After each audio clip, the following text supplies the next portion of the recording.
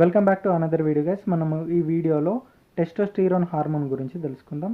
ఈ testosterone hormone యొక్క introduction, తర్వాత సింథసిస్ అంటే ఇది ఎట్లా సింథసిస్ అవుతుంది, దాని తర్వాత కొన్ని మెయిన్ ఫంక్షన్స్ గురించి కూడా ఫోకస్ చేద్దాము. తర్వాత ఒకవేళ ఈ టెస్టోస్టిరాన్ అనేది నార్మల్ లెవెల్లో లేకపోతే ఎట్లాంటి కాంప్లికేషన్స్, ఇంకా ఎట్లాంటి ప్రాబ్లమ్స్ మనం ఫేస్ చేస్తాం అనే దాని గురించి కూడా మనం ఈ వీడియోలో చూద్దాము. తర్వాత సోర్సెస్ అంటే ఈ టెస్టోస్టిరాన్ అనేది ఎట్లాంటి ఫుడ్ సోర్సెస్ నుంచి మనము డే టు డే లైఫ్లో తీసుకోవచ్చు, తర్వాత వేరియస్ యాక్టివిటీస్ వల్ల కూడా మనము టెస్టోస్టిరాన్ను బూస్టప్ చేసుకోవచ్చు కదా.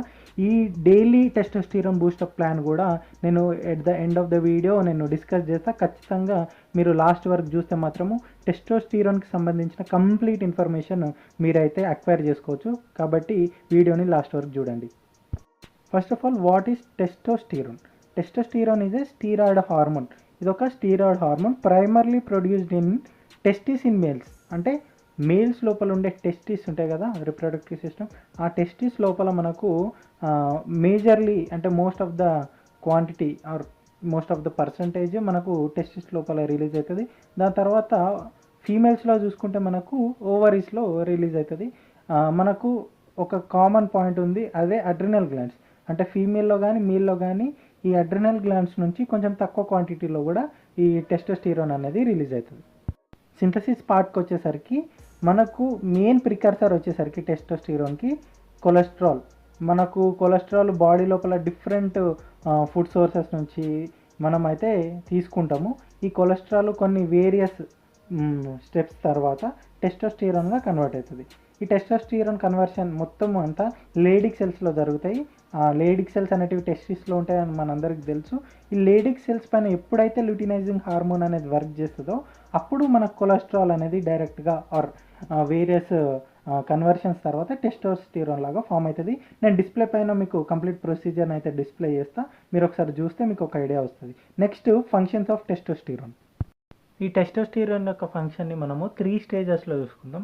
ఫస్ట్ ఫీటల్ డెవలప్మెంట్, సెకండ్ ఏమో ప్యూబర్టీ, థర్డ్ ఏమో అడల్ట్హుడ్. అంటే పుట్టిన తర్వాత ఈ టెస్టోస్టిరాన్ అనేది ఎట్లా యూజ్ అవుతుంది, తర్వాత అడోలసెన్స్ ఏజ్లో ఎట్లా యూజ్ అవుతుంది, తర్వాత అడల్ట్హుడ్ అంటే ఓ 30+ అయిన తర్వాత మనకు ఎట్లా యూజ్ అవుతుంది అనే దాని గురించి ఒక్కసారి మనము క్లియర్గా చూసుకుందాం.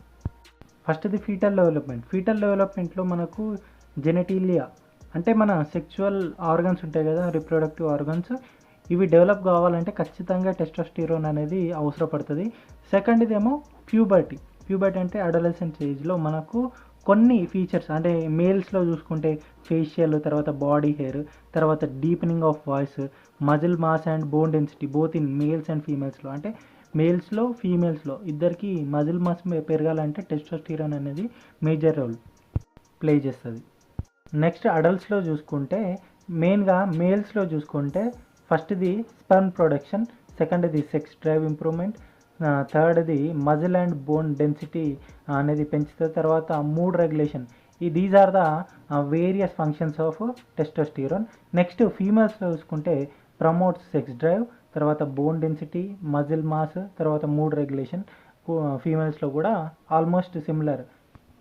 Next moderate levels of testosterone in males and females. ఒకసారి కంపారిజన్ చూద్దాం. నార్మల్ టెస్టోస్టిరాన్ అనేది 300 to 1000 నానోగ్రామ్స్ పర్ డెసిలీటర్ ఉండాలి మేల్స్లో. అదే ఫీమేల్స్లో చూసుకుంటే 15 to 70 నానోగ్రామ్స్ పర్ డెసిలీటర్, చాలా తక్కువ మేల్స్ తోటి కంపారిజన్ చేసుకుంటే. అందుకే మేల్స్లో టెస్టోస్టిరాన్ ఎక్కువ ఉండడం వల్ల కొంచెం స్ట్రాంగ్ ఉంటారని చెప్పేసి మనకు క్లినికల్గా ఇంకా సైంటిఫికల్గా ఎప్పుడో ప్రూవ్ చేయడం జరిగింది.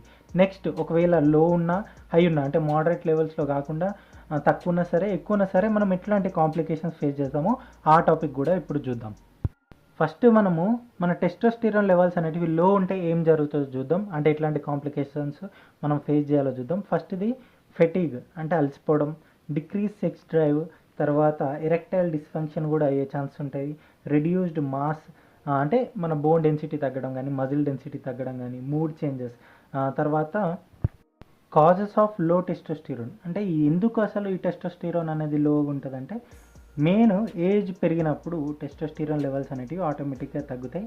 తర్వాత టెస్టిక్యులర్ డ్యామేజ్, ఒకవేళ మీ టెస్టిస్ అనేది దేనికైనా ఇంజురీ కానీ లేకపోతే ఇంకా వేరే ట్యూమర్సా లేకపోతే ఏదైనా ఇన్ఫెక్షనా ఇట్లా జరిగినా సరే మీకు టెస్టోస్టిరాన్ లెవెల్ అనేది ఫ్లక్చువేట్ అయ్యే ఛాన్స్ ఉంటాయి. తర్వాత పిట్యూటరీ డిశ్చార్జ్ అనేది కూడా తగ్గినప్పుడు మనకు టెస్టోస్టిరాన్ అనేది తగ్గుతుంది. లాస్ట్లీ జెనెటికల్గా కూడా మీకు టెస్టోస్టిరాన్ అనేది ఎఫెక్ట్ అయ్యే ఛాన్సెస్ ఉంటాయి. నెక్స్ట్ ఒకవేళ ఈ టెస్టోస్టిరాన్ లెవెల్స్ అనేటివి హై ఉన్నాయి అనుకోండి, మనం ఎట్లాంటి కాంప్లికేషన్స్ ఫేస్ చేద్దామో ఇప్పుడు చూద్దాము. ఫస్ట్ది అగ్రెషన్ అనేది ఎక్కువైపోతుంది. నెక్స్ట్ మూడ్ స్వింగ్స్ అనేటివి ఎక్కువైపోతాయి. ఎక్సెస్ హెయిర్ కూడా గ్రో అయ్యే ఛాన్సెస్ ఉంటాయి. మేల్ ప్యాటర్న్ బాల్నెస్ బట్టతలు వచ్చే ఛాన్సెస్ కూడా ఉంటాయి. అసలు మన బాడీలో ఈ టెస్టోస్టిరాన్ లెవెల్స్ అనేటివి ఎందుకు హై అవుతాయో ఇప్పుడు చూద్దాం. ఫస్ట్ది అనబాలిక్ స్టీరాయిడ్ అబ్యూస్, సెకండ్ది గొనోడల్ ట్యూమర్స్. ఒకవేళ ట్యూమర్స్ వచ్చినా సరే మన సెక్సువల్ రిప్రొడక్టివ్ సిస్టంలో ఎట్లాంటి ట్యూమర్స్ ఉన్నా సరే మనకు టెస్టోస్టిరాన్ అనేది ఇంక్రీజ్ అయ్యే ఛాన్సెస్ ఉంటుంది. తర్వాత పీసీఓఎస్ అంటే పాలిసిస్టిక్ ఓవేరియన్ సిండ్రోమ్, అంటే ఫీమేల్స్లో కూడా టెస్టోస్టిరాన్ ఇంక్రీజ్ అవుతుంది కదా. ఈ పీసీఓఎస్ వల్లనే మనకు ఫీమేల్స్లో టెస్టోస్టిరాన్ లెవెల్స్ అనేటివి ఇంక్రీజ్ అవుతాయి. నెక్స్ట్ మనము డిఫరెంట్ ఫుడ్ సోర్సెస్ చూసుకుందాం మన టెస్టోస్టిరాన్ బూస్ట్ చేసేటివి. ఫస్ట్ ఎగ్స్లో మనకు కొలెస్ట్రాల్ ఉంటాయి కదా. మనం ముందే చెప్పుకున్నట్టు కొలెస్ట్రాల్ అనేది టెస్టోస్టిరాన్కి ప్రికర్సర్. కాబట్టి ఎగ్స్లో మనకు కొలెస్ట్రాల్ అనేది ఎక్కువ ఉంటుంది కాబట్టి దాన్ని తీసుకోవాలి. తర్వాత లీన్ రెడ్ మీట్లో మనకు జింక్ ఇంకా ఐరన్ ఉంటుంది. తర్వాత చికెన్, ఫిష్ అంటే omega 3 fatty acids, vitamin D ఉంటుంది కాబట్టి మనము వీటిని తీసుకోవాలి. నెక్స్ట్ వెజిటేబుల్స్కి వచ్చేసరికి స్పినాచ్ అంటే పాలకూర తీసుకుంటే దాంట్లో మెగ్నీషియం ఎక్కువ ఉంటుంది. తర్వాత బ్రోకలీ తీసుకుంటే మనకు టెస్టోస్టిరాన్ అనేది పెరుగుతుంది. తర్వాత ఈస్ట్రోజన్ అనేది బ్రోకలీ వల్ల తగ్గుతుంది. తర్వాత గార్లిక్ తీసుకున్నాం అనుకోండి, కార్టిసోల్ లెవెల్స్ అనేటివి తగ్గుతాయి. అంటే స్ట్రెస్ అనేది తగ్గి మనకు టెస్టోస్టిరాన్ అనేది ఇంక్రీజ్ అవుతుంది. నెక్స్ట్ నట్స్ అండ్ సీడ్స్లో మనకు ఆల్మండ్స్ అనేటివి మెయిన్. ఇందులో జింక్ ఉంటుంది కాబట్టి అది కూడా హెల్ప్ అవుతుంది. తర్వాత వాల్నట్స్ ఏమో హార్మోన్ డెవలప్మెంట్కి యూజ్ అవుతాయి. తర్వాత చియా సీడ్స్లోనేమో ఒమేగా 3 ఫ్యాటీ యాసిడ్స్ ఉంటాయి.